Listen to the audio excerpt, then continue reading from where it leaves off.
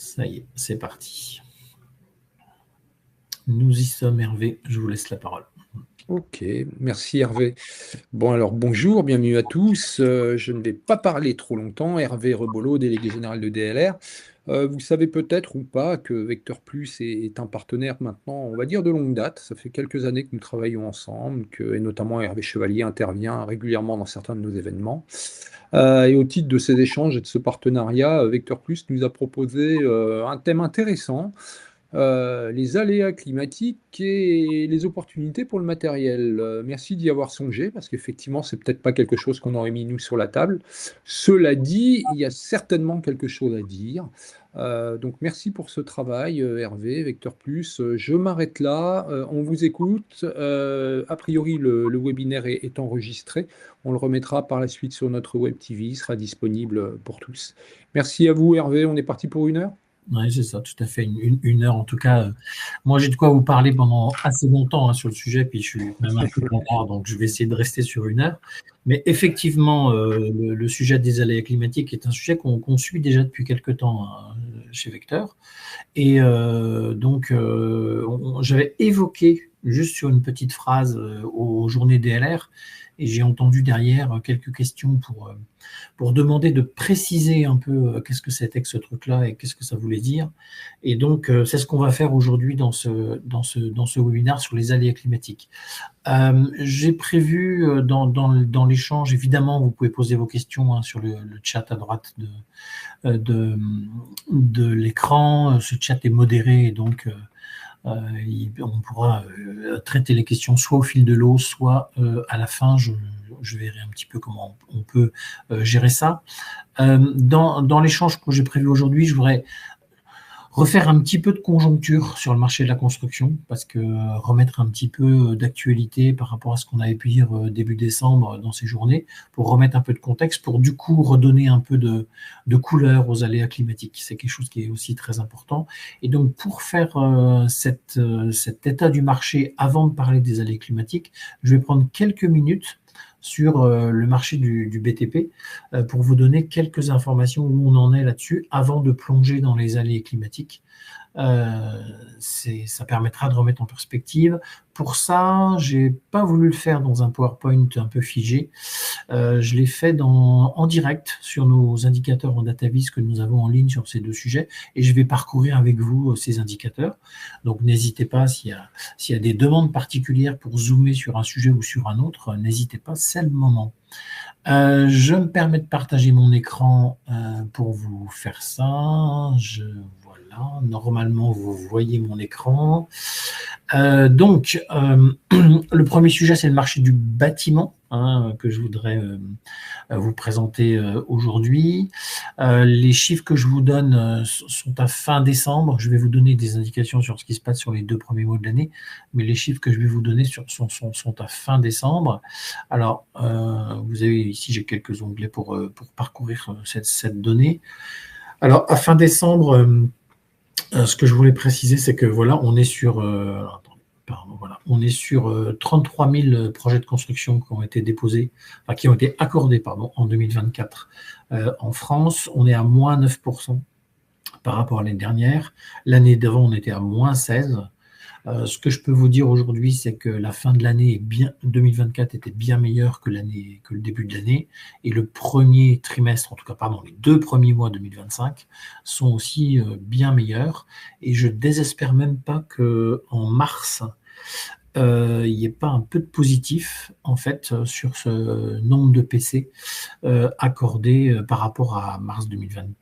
Évidemment, mars 2025 par rapport à mars 2024, on aurait pour la première fois un point positif, une croissance du nombre de PC, ce qui est effectivement plutôt une bonne nouvelle sur la vision globale du marché du bâtiment.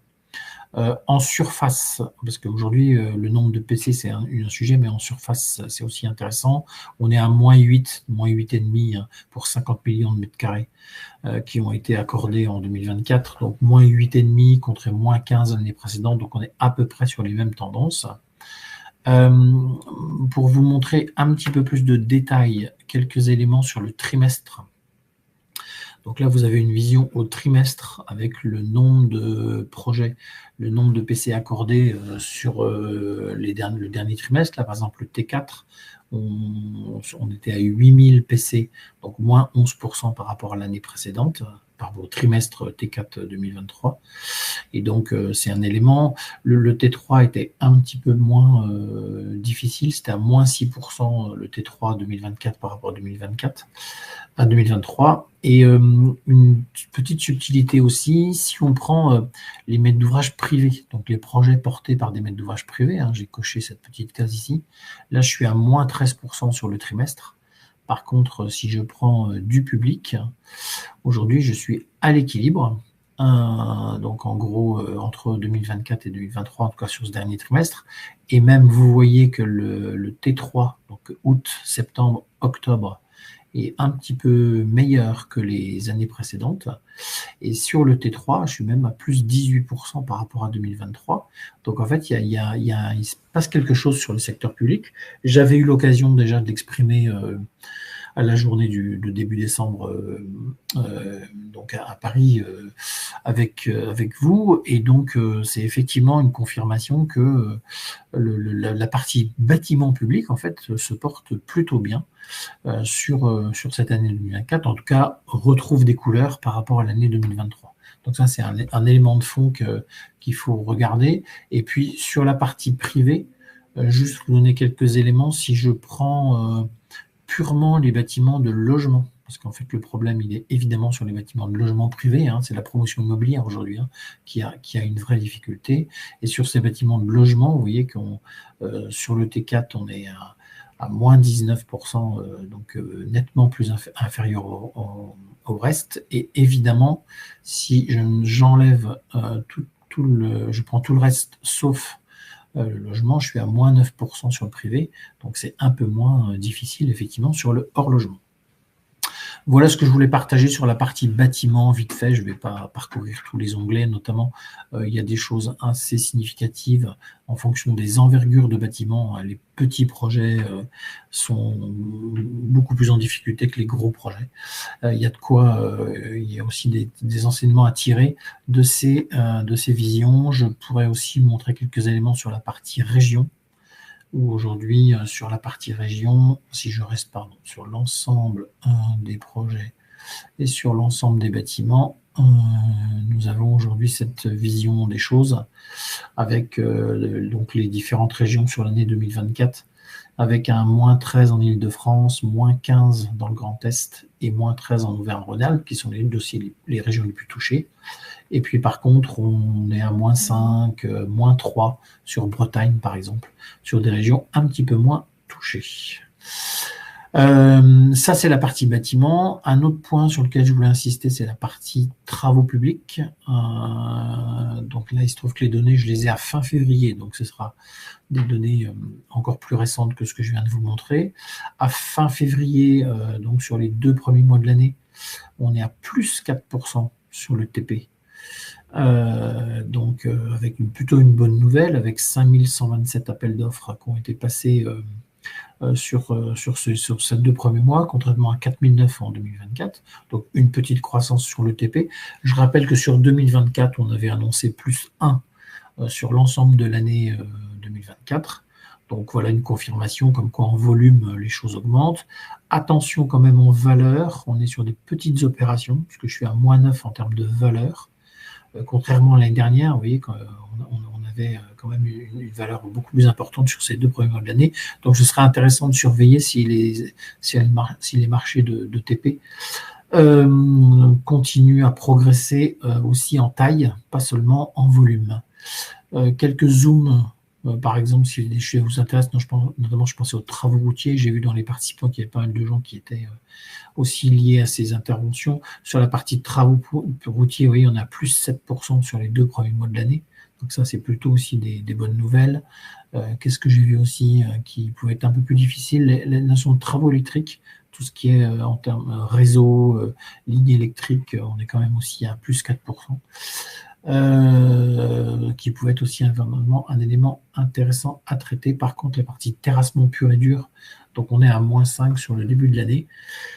Et ça me permet de faire des transitions avec la partie aléas climatiques pour remettre effectivement un peu de contexte sur ce sujet des aléas climatiques. Donc je reviens à la présentation aléas climatiques après cette petite mise en jambe sur le contexte de la construction.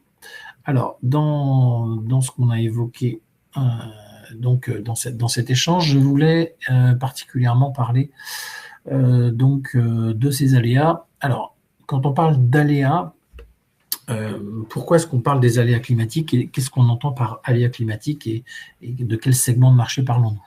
Aujourd'hui, ce que nous disons sur les aléas climatiques, c'est qu'en fait, depuis déjà quelques temps, les acheteurs publics, les pouvoirs publics d'une manière générale, en fait, face aux impacts des aléas climatiques sur les bâtiments, sur les infrastructures, sur l'aménagement urbain, en fait, ils sont obligés d'anticiper, ils sont obligés de tenir compte de ces spécificités d'aléas climatiques. Et donc, pour ça, ils vont devoir engager et de l'ingénierie, donc des études, et des travaux pour prévenir et anticiper l'impact sur l'espace public et sur les bâtiments. Donc pour ça, on essaie de comprendre en fait quelle est la taille de ce marché depuis quelques années pour essayer de voir son comportement et surtout quel potentiel il peut représenter, évidemment pour les entreprises du secteur et donc indirectement pour vous. Et c'est pour ça que je comprends bien que ce sujet peut vous intéresser en termes de segments. Puisqu'aujourd'hui, dans ce segment du BTP, c'est clair qu'on cherche des segments à forte croissance et je peux vous le dire, celui-là en est un, indiscutablement.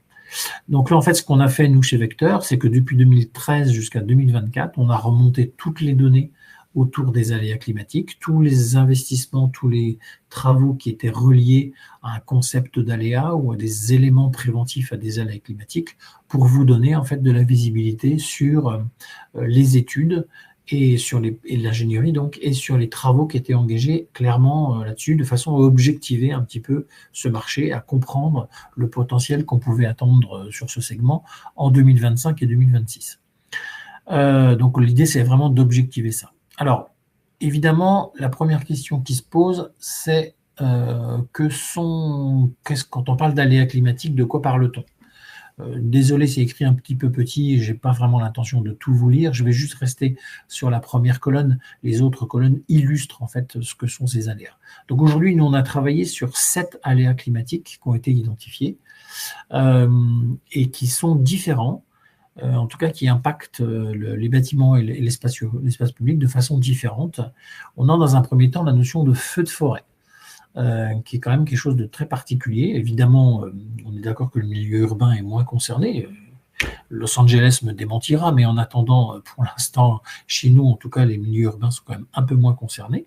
Alors, il peut y avoir effectivement une sorte de prévention là-dessus et d'action de prévention sur les feux de forêt. C'est un premier aléa qui a été identifié dans l'analyse qu'on a faite. Ensuite, on a un deuxième aléa qui a été identifié, c'est la notion d'inondation, de débordement du cours d'eau, la notion de crue, en fait, d'une manière générale, et donc tout ce que les acteurs ont pu faire pour entretenir des berges, des cours d'eau, des digues, du stockage d'eau pluviale, etc., qui vont être en fait des travaux engagés pour prévenir les problématiques d'inondation. Ensuite, on a une problématique d'instabilité des sols. Tout ce qui va prévenir les éboulements, les renforcements de chaussées, on voit des sujets directement là-dessus. Ensuite, on a la sécheresse, donc c'est ce manque d'eau d'une manière générale, qui va être un aléa qu'on a étudié. Donc là, on va avoir tout ce qui est le renforcement des réseaux d'eau, les diagnostics, toutes les grosses opérations de maintenance de réseaux d'eau, les retenues collinaires, tous ces volumes d'eau qui sont aujourd'hui réalisés à droite à gauche pour prévenir les problématiques de sécheresse. Un cinquième aléa autour de la submersion marine. Donc là, on parle du trait de côte, on parle de la montée des eaux dans les zones côtières et tous les aménagements qui sont liés à ça, des digues, la notion d'épis, d'enrochement, aussi ce genre de choses, et puis ou éventuellement au contraire de laisser filer et donc des impacts qu'il doit y avoir sur la voirie, sur ce genre de choses. Ensuite, on a les tempêtes. avec la notion, cette fois-ci, de vent et d'infrastructures qui sont perturbées effectivement par les tempêtes. Et puis le dernier aléa climatique, c'est la notion de vague de chaleur, où là, cette fois-ci, c'est la montée en température qui va créer un certain nombre d'impacts sur les bâtiments. On parle des îlots de chaleur, on parle de débitumiser les cours d'école, on parle de végétation, on parle de parcs urbains, on parle de fontaines, d'enrobés clairs, par exemple, qui sont des attentes issues des maîtres d'ouvrage. Donc voilà les 7 aléas qu'on a identifiés aujourd'hui dans cette étude. Alors nous sommes d'accord que je parle bien des aléas dans la poche préventive. Donc les investissements qu'un maître d'ouvrage public, qu'un maître d'ouvrage va pouvoir engager pour prévenir l'impact de ces aléas sur son espace, sur ses bâtiments. Je ne parle pas des travaux de nettoyage, réparation derrière le passage d'une tempête ou derrière une problématique d'inondation. Il y a d'autres choses aujourd'hui qui seraient effectivement aussi intéressantes à regarder, mais là pour l'instant l'étude dont je vous parle est essentiellement sur la partie préventive des aléas climatiques. Alors, une fois que je vous ai défini ce périmètre, qu'est-ce qu'on peut dire des volumes aujourd'hui qu'on constate? Alors voici là une courbe qui montre le montant des investissements annuels qui ont été faits autour de ces 7 aléas climatiques, avec d'une part les travaux et d'autre part l'ingénierie. L'ingénierie est intéressante, je sais qu'elle vous concerne moins, évidemment, puisque vous ne livrez pas, que je sache, de matériel à des bureaux d'études, mais elle est évidemment intéressante puisqu'elle est anticipatrice des travaux. Donc, on voit ici que les aléas climatiques sont quand même pris en compte depuis déjà pas mal d'années et il y a déjà beaucoup de travaux. On verra sur certains aléas qu'en fait, finalement, les dernières années, il ne s'est pas passé beaucoup plus de choses que d'autres, que les années précédentes et que finalement, il y a une constance dans les investissements. Je pense, par exemple, on verra tout à l'heure, mais je pense aux feux de forêt, par exemple, où on voit bien que finalement, voilà, il y a des travaux réguliers, il y a de la prévention, il y a un certain nombre d'aménagements qui sont réalisés pour ça. On a une certaine croissance globalement. Depuis 2019, c'est un peu plus net régulièrement, après une baisse en fait l'année 2015 plutôt faible, les quelques crises en 16, 17, 18 qui ont créé en fait un certain nombre de besoins, 2019 assez bas, et depuis 2019, on a une remontée progressive de ce volume de travaux et d'activités. Et puis en 2024, on vient d'assister là clairement à une vraie explosion du sujet avec une assez forte croissance. Vous voyez, on est à peu près sur un peu plus de 3 milliards, ingénierie comprise, en 2023, et on passe à un peu plus de 4 milliards sur 2024. Donc, en moyenne, les travaux, c'est 2,8 milliards par an, l'ingénierie, à peu près 300 millions d'euros par an. Et on a une vraie croissance quand même depuis 2019, et on est à 4,2 milliards sur l'année 2024, avec un vrai boost de ces niveaux d'investissement autour de l'aléa climatique, qui est relativement intéressant à creuser. Alors évidemment, la question que vous me posez, et que en tout cas je me suis posé en préparant cet échange, c'est de quels sont les aléas aujourd'hui qui sont à l'origine de cette croissance et qu'est-ce qui se passe en fait sur l'ensemble des 7 aléas qu'on a pu évoquer ensemble. Alors déjà, premier sujet, ce qu'il faut comprendre, c'est la répartition des aléas par rapport à ce montant, à ces travaux réalisés et à la partie ingénierie. Donc ici, vous avez un graphe qui représente le montant des travaux engagés, par exemple, pour prévenir les inondations, par rapport à ces 4 milliards que je vous ai indiqué tout à l'heure. Là, on est sur l'année 2024. Donc, par rapport à ces 4,2 milliards, donc on a 33% qui sont liés à l'inondation et 29% qui sont liés à la sécheresse. Donc, ça veut dire que inondation et sécheresse, donc des problématiques d'eau, parce que je vous l'accorde qu'on ne vit pas tous de la même façon des inondations et de la sécheresse, mais c'est comme maintenant une problématique de gestion de l'eau, et bien finalement, on va avoir les 60% des travaux sont liés à cette activité, et puis on a après 20% pour la partie vague de chaleur. Donc ces 3 entités-là font 80% du marché des aléas climatiques qu'on a pu étudier. Sur l'ingénierie, l'ingénierie, je rappelle, hein, elle montre les préoccupations que les maîtres d'ouvrage ont captées et qui leur paraissent les plus importantes à traiter, à comprendre en tout cas, puisque le marché d'ingénierie vise à comprendre qu'est-ce qu'on peut faire pour, quelles sont les solutions qu'un bureau d'études pourrait proposer pour que mon fleuve, ma rivière n'inonde pas le centre-ville tous les ans, et donc qu'est-ce que je peux faire dans la ville. Eh bien en fait, on voit bien que c'est l'inondation qui domine. Il y a cette idée que c'est la moitié des travaux d'ingénierie. C'est une préoccupation des maîtres d'ouvrage qui disent « moi, c'est l'inondation que je veux prévenir plus que tout le reste ». Après, on va retrouver la sécheresse et la vague de chaleur, mais globalement, c'est quand même l'inondation qui représente la moitié des études d'ingénierie sur le sujet des aléas climatiques. Donc voilà des idées assez intéressantes sur le comportement du maître d'ouvrage par rapport à cet aléa climatique. Alors, en termes de tendance et d'évolution des différents éléments, des différents aléas, voici sur les 7 aléas que je vous ai cités tout à l'heure, leur comportement spécifique sur les 6 dernières années. Évidemment, mes petites barres représentent le montant des travaux. On est sur les travaux, pardon, je pourrais le préciser. On est uniquement sur les travaux. Le montant des travaux engagés pour traiter cet aléa entre 2019 et 2024 pour chacun des 7 aléas. Alors, déjà, vous avez un premier sujet qui ça vous donne le poids relatif des choses. On l'a vu dans le camembert précédent, hein, sur ce poids relatif, et on voit bien que cette partie, par exemple, inondation, tempête, sont des sujets relativement importants comparés à, par exemple, des feux de forêt. Après, vous voyez, si je prends inondation, ok, il y a une petite croissance sur les 3 dernières années, 22, 23, 24, mais on avait déjà eu des niveaux d'investissement intéressants préalablement, mais on n'a pas une forte explosion du sujet. Alors quand même, hein, si 2021 était une forte année, mais de 20 à 2024, on a quand même une petite croissance sur l'activité, mais c'est pas l'explosion n'est pas là. Je vais prendre la partie feu de forêt et la partie instabilité des sols. En fait, je suis assez constant dans mes travaux. Je n'ai pas vraiment de forte croissance sur les dernières années. Il y a un niveau d'activité qui est intéressant, mais qui n'est pas porté, n'a pas une actualité prégnante, en tout cas, sur 2023-2024. Moi, j'ai 4 aléas, par contre, qui sont aujourd'hui à l'origine du boost 2024. D'abord, la sécheresse. Le traitement de la sécheresse, où en 2024, il se passe quelque chose.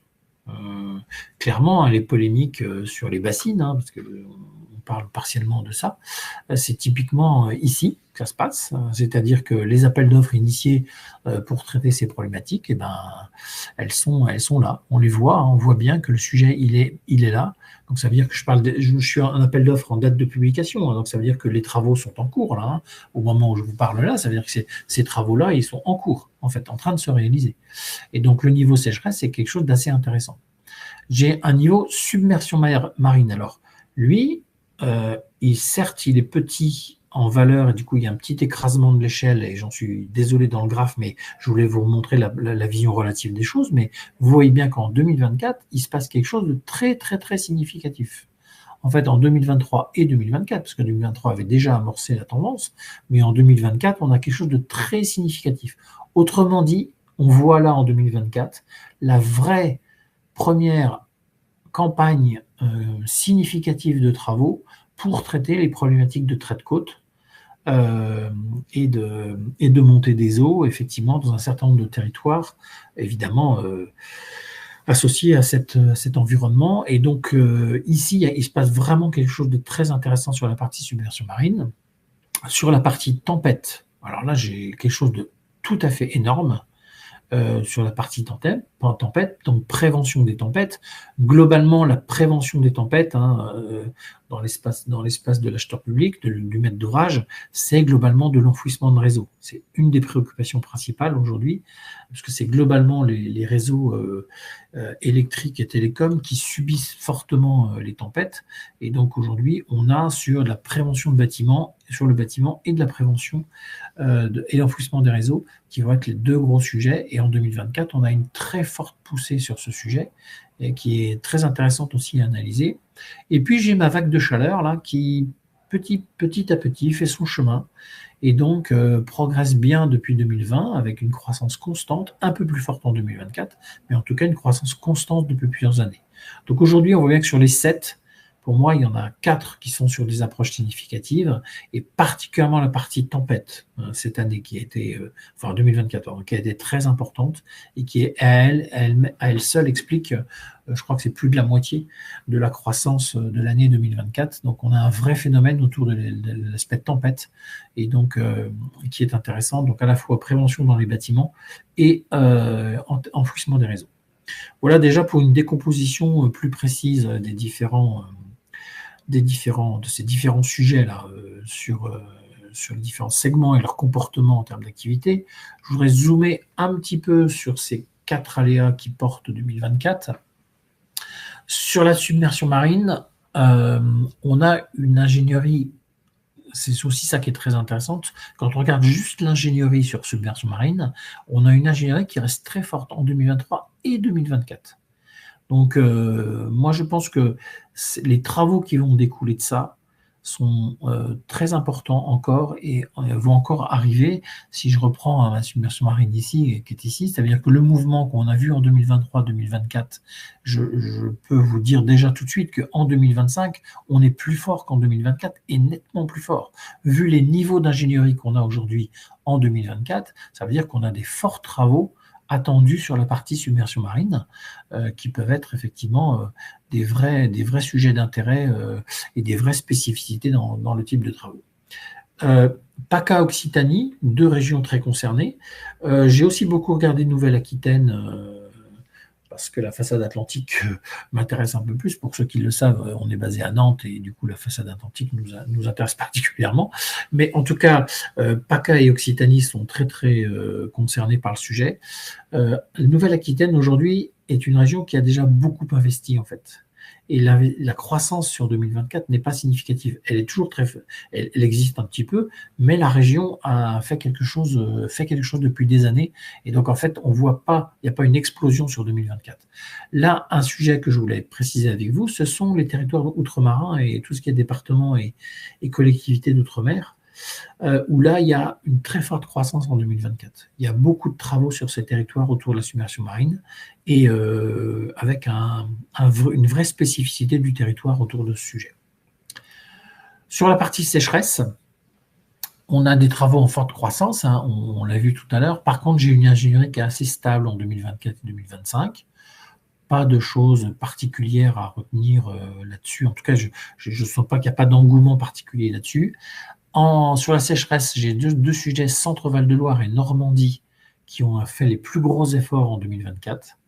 Alors, j'ai du mal à le comprendre pourquoi dans ces régions-là, il se passe quelque chose de particulier, mais en tout cas, quand on regarde les 2 régions qui ont le plus investi en travaux sur sécheresse, ce sont Centre-Val de Loire et Normandie, qui sont vraiment clairement au-dessus des autres. Les 2 thèmes, donc, parce qu'on décompose en fait, c'est vrai que je n'ai pas trop évoqué ça, mais ces aléas sont ensuite décomposés en sous-aléas.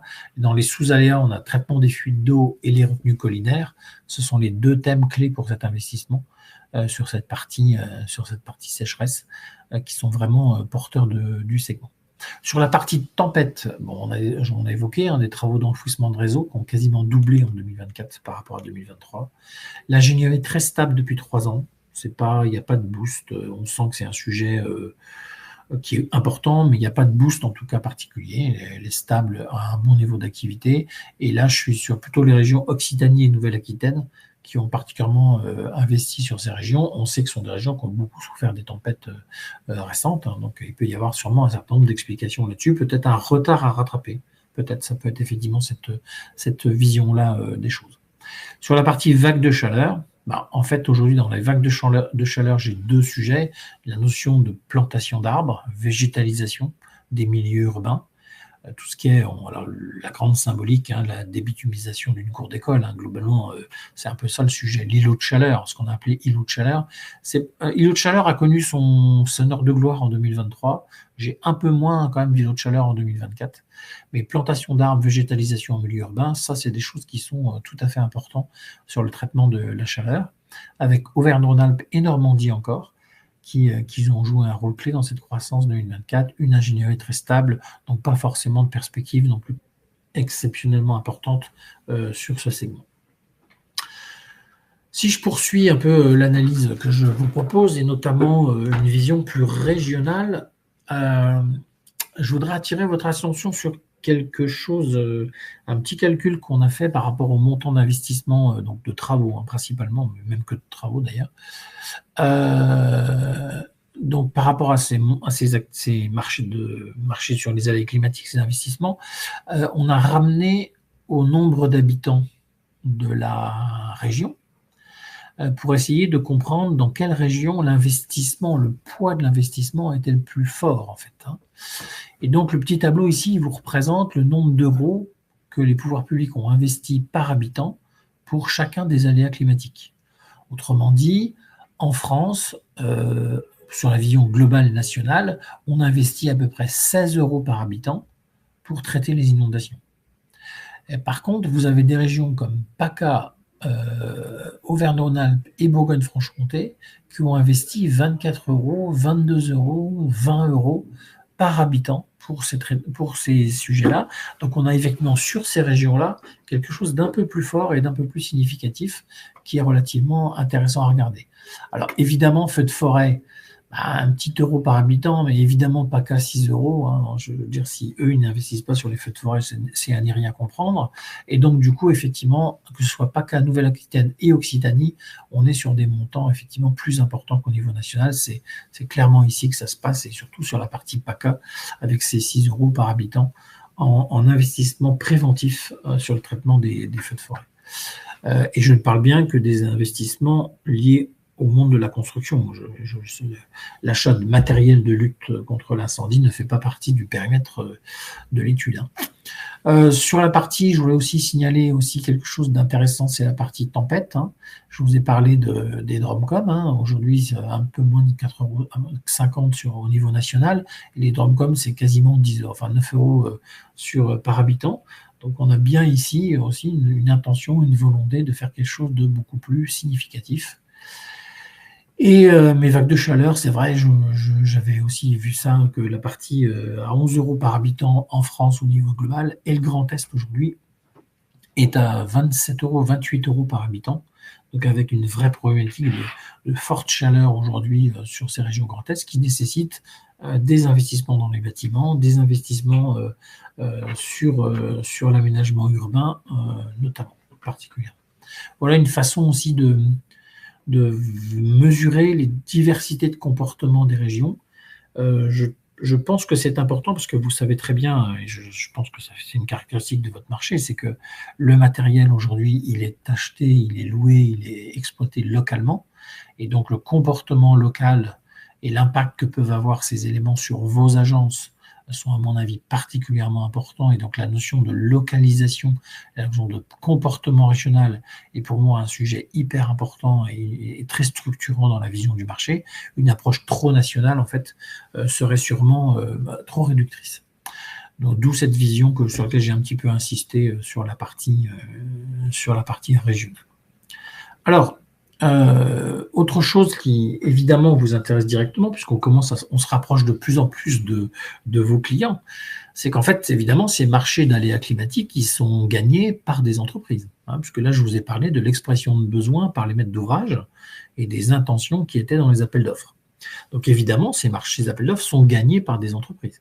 Et donc ce qu'on appelle les attributaires de marché public, aujourd'hui, en tout cas sur ces aléas.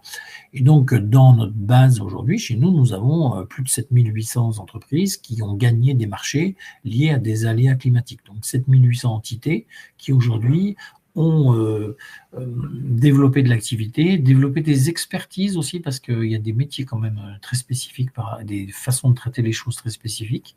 Notamment, je pense au traitement du trait de côte. il y a des choses, je pense, assez intéressantes à travailler là-dessus avec certaines boîtes de TP.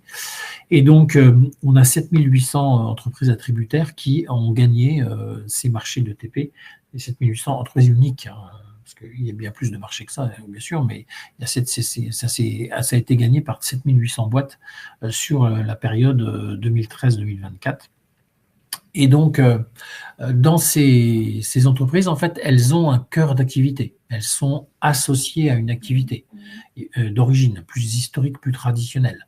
Donc là, par exemple, enfin, c'est pas par exemple, ce sont les activités qu'on a identifiées. Donc nous, on a identifié 5 activités plus traditionnelles qui sont le travaux public en tant que tel, les entreprises de paysage, les métiers de l'eau. Les métiers de l'eau, c'est du Veolia, c'est des boîtes qui traitent les réseaux d'eau, qui traitent les fuites, qui sont dans le réseau et le traitement de l'eau. Les bureaux d'ingénierie et les études techniques, évidemment, ils vont être sur les marchés d'ingénierie, il n'y a pas de surprise à ça.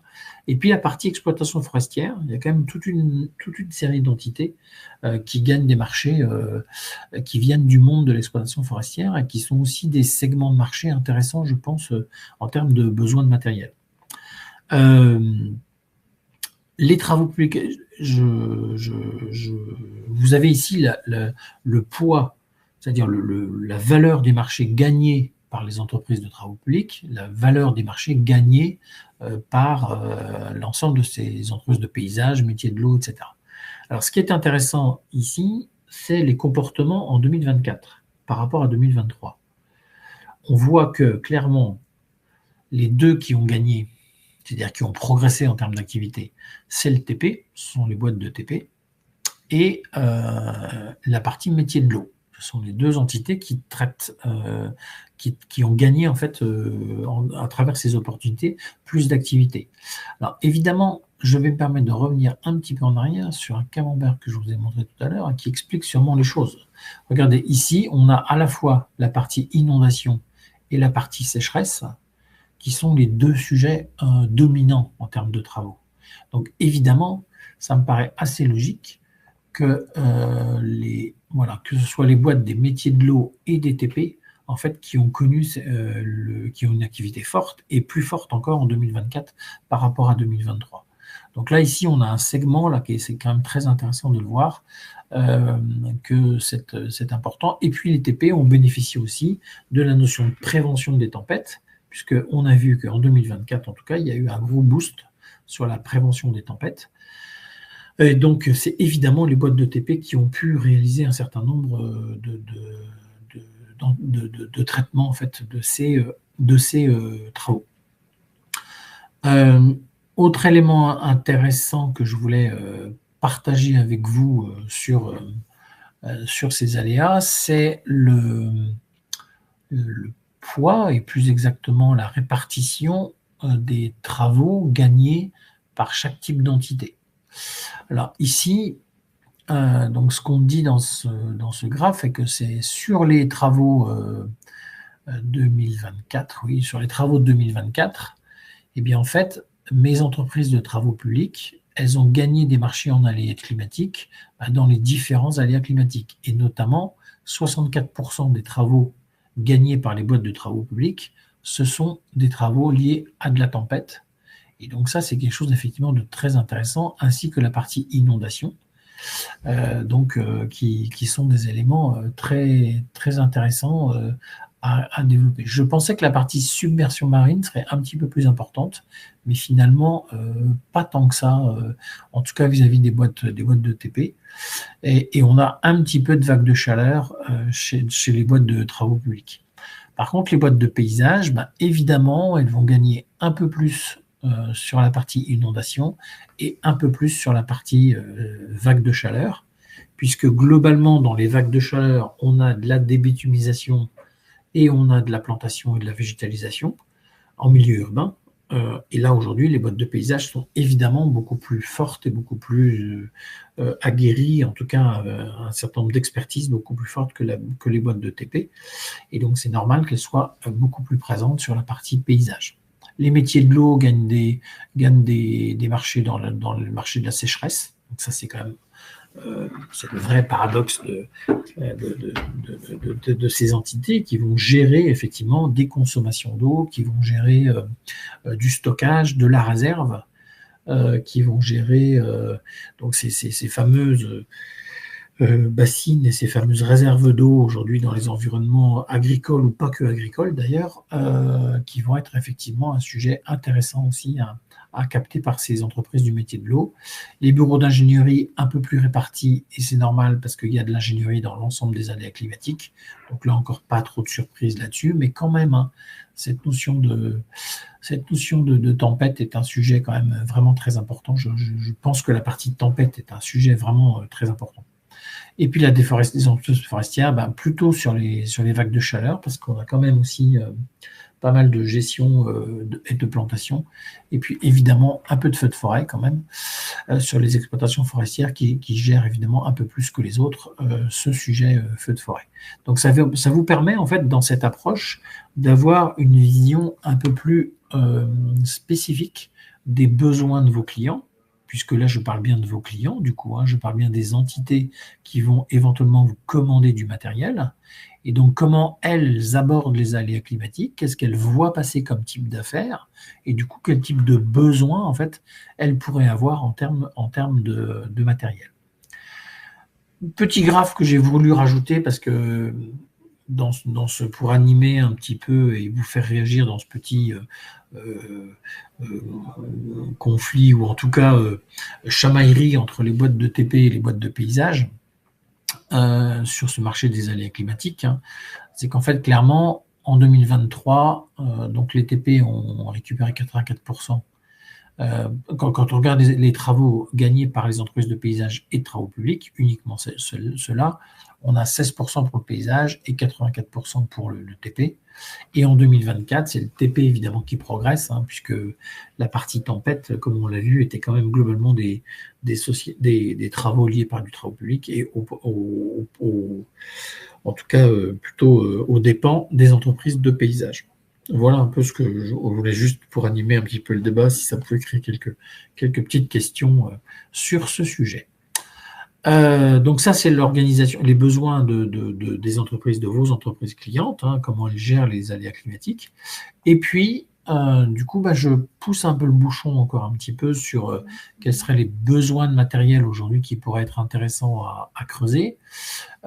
Ici, j'ai repris cette image des études qu'on a fait précédemment pour vous en disant globalement les boîtes de TP, elles ont quand même beaucoup besoin d'engins pour travailler des terrains et des engins de transport, les bâtiments ayant d'autres types de besoins. Et donc effectivement, ces besoins, on va les retrouver dans l'environnement des aléas climatiques. Et donc, en termes de conclusion, ou en tout cas de potentiel qui pourrait être intéressant à traiter, à regarder pour vous, le premier sujet, c'est que évidemment, les aléas climatiques vont booster les entreprises de TP, qui, vous voyez, vous savez ce que je dis, hein, le TP, je vous ai montré en introduction, globalement, il a pris un peu plus de 1% sur 2024, et les travaux en aléas climatiques, ils ont pris 20% en 2024. Donc aujourd'hui, et c'est le TP aujourd'hui qui bénéficie clairement de cette approche, et donc du coup, tous les matériels de travail du terrain et de transport vont clairement être demandés par ces sociétés. Et quand on voit que la tempête, les vagues de chaleur sont des sujets à fort potentiel, la sécheresse, pardon, si je pense à la sécheresse avec tout ce qui est création de bassins et de rétention d'eau à différents niveaux, rétention collinaire là, et bien en fait on voit que, en tout cas pour 2025 et 2026, je pense que ce segment-là, il a quelque chose de très important. Il représente un potentiel tout à fait significatif pour vous. On a parlé du trait de côte aussi, hein. Évidemment, ce sujet peut avoir de l'impact pour un certain nombre d'agences chez vous, mais le trait de côte aujourd'hui, c'est un sujet qui va générer énormément de demandes sur les années qui viennent. Et on a vu aujourd'hui, je vous ai montré dans le graphe précédent, que cette idée de la submersion marine, c'est un sujet qui jusque-là était plutôt gentillets, mais là, il commence à avoir un certain volume d'activité tout à fait significatif, et particulièrement en 2024. Donc, il y a un vrai potentiel très intéressant à traiter. Je ne sais pas, mais là, je vous laisse l'expertise métier s'exprimer. Je ne sais pas quels sont les besoins des entreprises du paysage avec lesquelles vous pouvez travailler.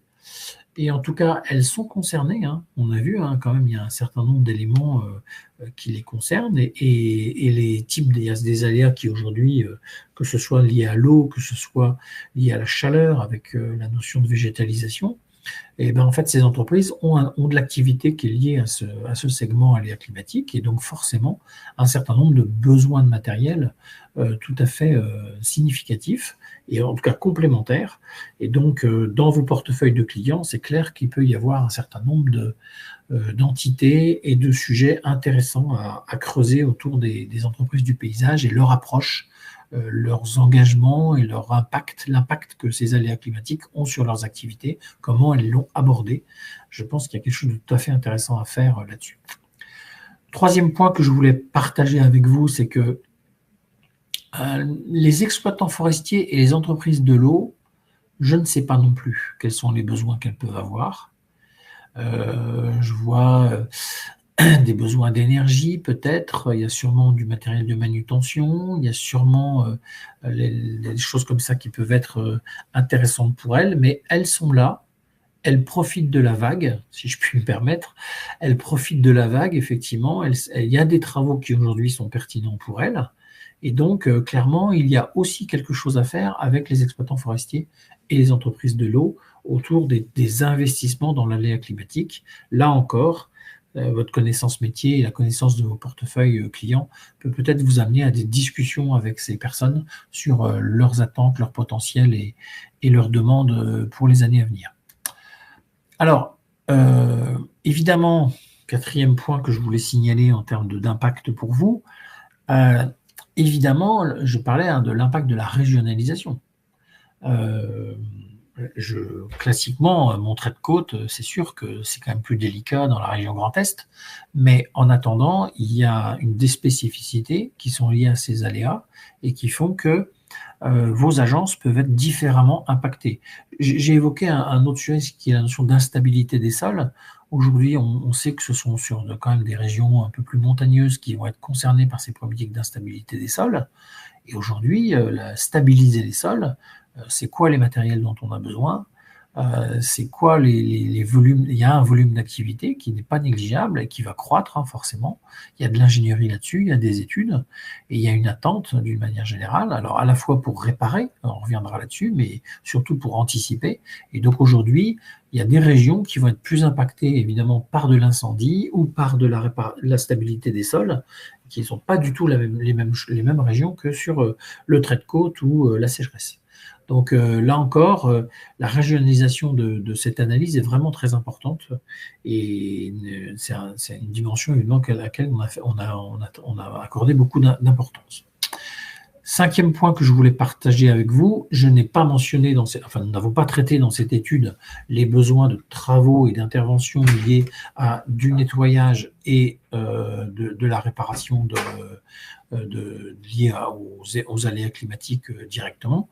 Et donc, effectivement, il y a aussi ce segment-là qui nécessite évidemment du matériel.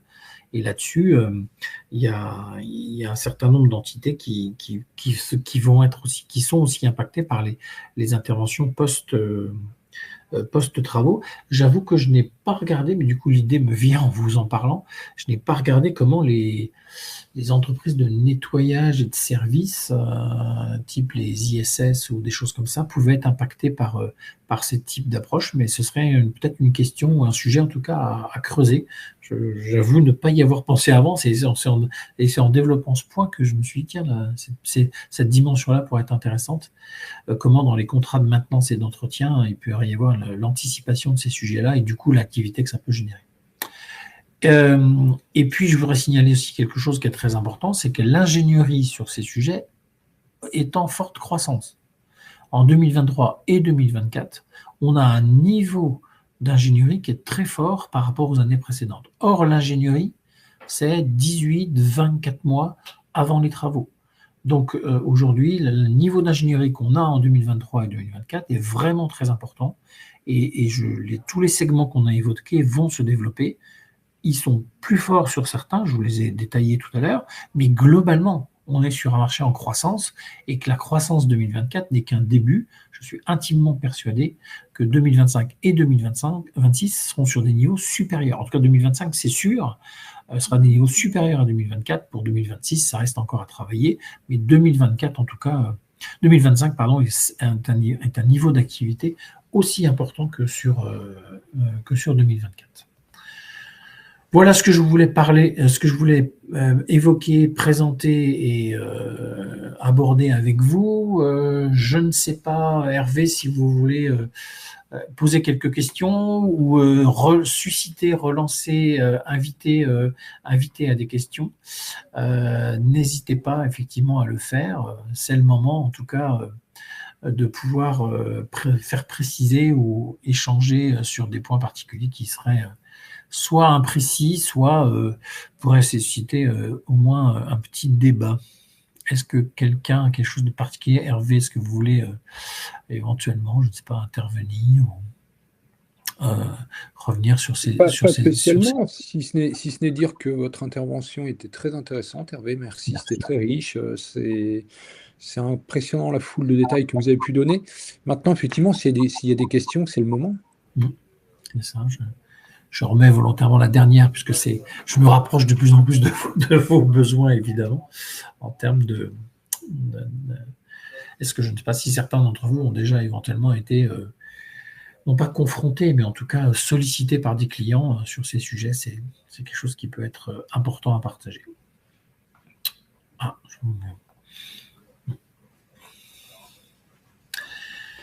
Eh bien, écoutez, je crois que je ne vois pas de questions particulières. Hein. Donc, les documents, le replay sera effectivement disponible dans la web TV de DLR et sur les environnements de diffusion de DLR. Donc, puisqu'on le fait spécialement pour vous, hein, c'est une reprise de données qu'on a refaite spécialement pour vous et avec un angle d'analyse particulier pour les besoins matériels. Et donc, ces documents-là, le PowerPoint en tant que tel peut éventuellement être aussi partagé, hein, Hervé, si vous le souhaitez. Mais en tout cas, la rediffusion et l'enregistrement seront disponibles sur la web TV DLR. Merci beaucoup. Merci. On se dit à très bientôt, Hervé, Vecteur Plus. Et écoutez, excellente journée à tous. Et à très bientôt. Normalement, le bientôt, c'est le DLR, congrès DLR à Poitiers la semaine prochaine. J'espère vous y voir tous. Bonne journée. Merci beaucoup. Bonne journée. Au revoir.